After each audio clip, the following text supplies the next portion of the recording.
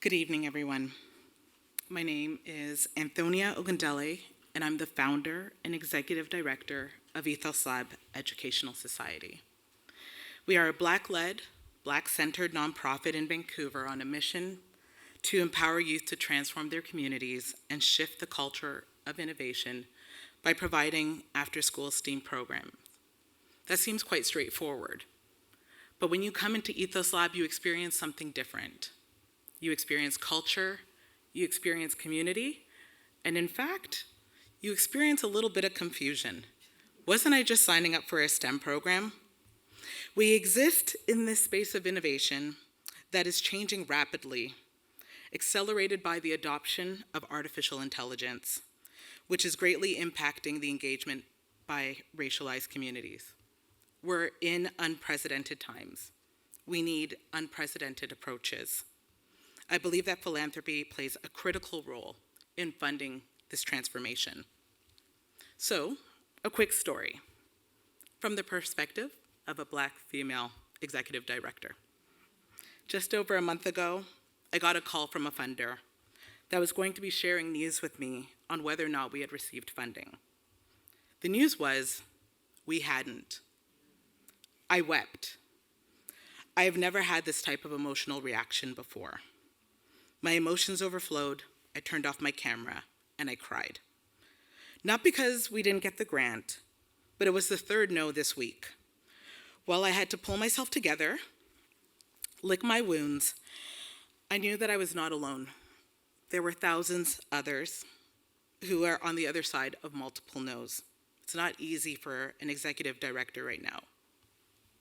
But what made this a little different from other no's was that the feedback that I received was that the proposal could more explicitly demonstrate how these efforts are influencing institutional systems. I was kind of dumbfounded by it. While there were direct ties that I could have talked about and noted in our application, our organization is taking concerted efforts to create new systems, a whole new culture, and in fact, a whole new world. Let me introduce you to Polytopia. Let me introduce you to Inaria. Let me introduce you to Space Oasis, and let me introduce you to One Crew, from the imagination of 11 young people from our community. It is this tie, more than ever, that we need to think about how philanthropy can begin to fund new systems. And so the moment made me realize that philanthropy, as it currently is designed, funds what is already known and understood. Existing frameworks, institutions, but the thing is, a lot of racialized and marginalized communities are out here inventing what's next. And we are not the only ones.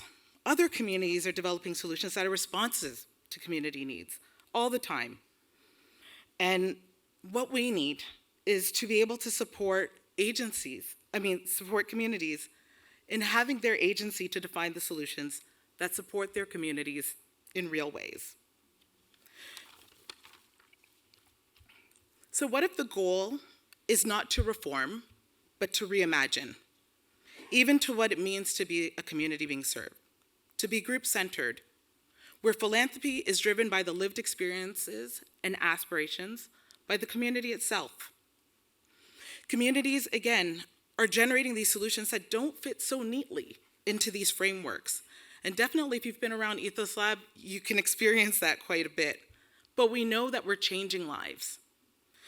What should challenge philanthropy is to move away from perceived target groups as communities that you provide funding to, but seeing these communities as necessary architects to the systematic shifts that we are all imagining.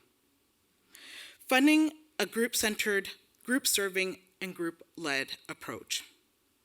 What might it also look like to reconsider and fund the collective imagination of a group inspired to create a whole new system?